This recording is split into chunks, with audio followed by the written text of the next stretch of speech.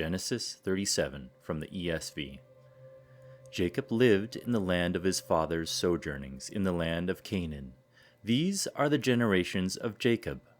Joseph, being 17 years old, was pasturing the flock with his brothers. He was a boy with the sons of Bilhah and Zilpah, his father's wives. And Joseph brought a bad report of them to their father. Now Israel loved Joseph more than any other of his sons, because he was the son of his old age, and he made him a robe of many colors. But when his brothers saw that their father loved him more than all his brothers, they hated him, and could not speak peacefully to him.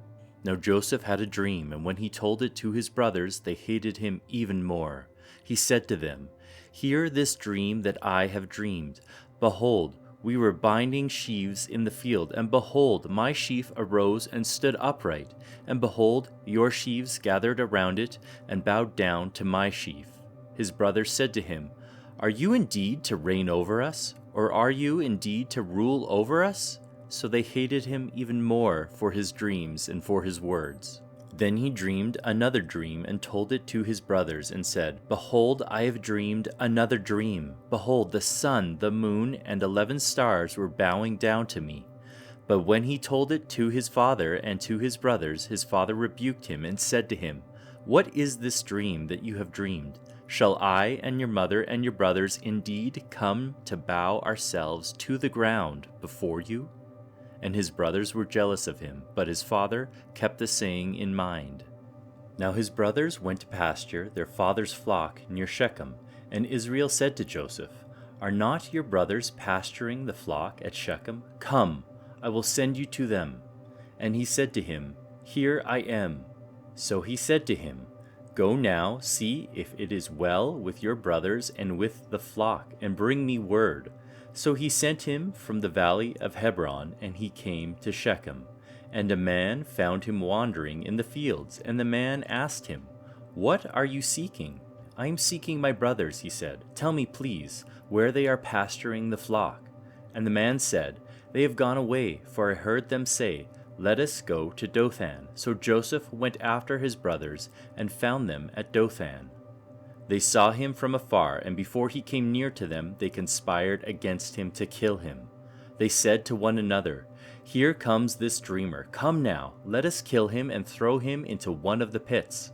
Then we will say that a fierce animal has devoured him, and we will see what will become of his dreams." But when Reuben heard it, he rescued him out of their hands, saying, "Let us not take his life." And Reuben said to them, "Shed no blood. Throw him into this pit here in the wilderness, but do not lay a hand on him, that he might rescue him out of their hand to restore him to his father." So when Joseph came to his brothers, they stripped him of his robe, the robe of many colors that he wore, and they took him and threw him into a pit. The pit was empty, there was no water in it. Then they sat down to eat, and looking up they saw a caravan of Ishmaelites coming from Gilead, with their camels bearing gum, balm, and myrrh, on their way to carry it down to Egypt. Then Judah said to his brothers, "What profit is it if we kill our brother and conceal his blood? Come, let us sell him to the Ishmaelites, and let not our hand be upon him, for he is our brother, our own flesh." And his brothers listened to him. Then Midianite traders passed by, and they drew Joseph up and lifted him out of the pit and sold him to the Ishmaelites for 20 shekels of silver. They took Joseph to Egypt. When Reuben returned to the pit and saw that Joseph was not in the pit, he tore his clothes and returned to his brothers and said, "The boy is gone, and where shall I go?" Then they took Joseph's robe and slaughtered a goat and dipped the robe in the blood. And they sent the robe of many colors and brought it to their father and said, "This we have found. Please identify whether it is your son's robe or not." And he identified it and said, "It is my son's robe. A fierce animal has devoured him. Joseph is without doubt torn to pieces." Then Jacob tore his garments and put sackcloth on his loins and mourned for his son many days. All his sons and all his daughters rose up to comfort him, but he refused to be comforted and said, "No, I shall go down to Sheol to my son mourning." Thus his father wept for him.